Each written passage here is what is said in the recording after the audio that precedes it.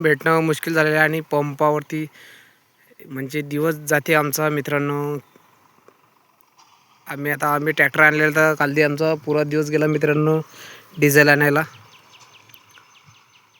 Diesel पण भेटत नाही आणि पेट्रोलसाठी पण लाईन लागत आहे सध्या हळदी आणि तोंडावरती म्हणजे शेतकऱ्याचं हे आलेलं आहे आता कामगिरी आलेली आहे आणि अशा टाईमला पेट्रोल आणि डिझेलची कमतरता पडलेली आहे आणि पेट्रोल आणि डिझेलसाठी भरपूर लाईन लागलेली आहे. म्हणजे कमसे कम 2 ते 3 किलोमीटरवर अशा लाईनी लागलेल्या आहेत.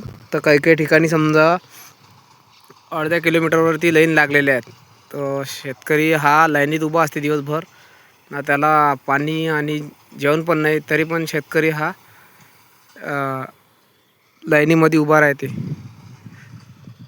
तर मित्रांनो, काही ठिकाणी जर तुम्हाला जर कोणते शेतकरी आढळले पाणी किंवा काही बी त्यांना लाईनीमध्ये दिसले तर पाणी द्यावे मित्रांनो, पाजावे.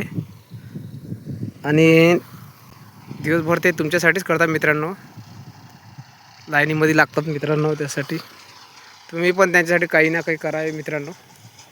हे बघू शकता आता हा शेतकरी आहे मित्रांनो. आता म्हणजे हा ट्रॅक्टरवाला आहे. हा दिवसभर उभा होता मित्रांनो.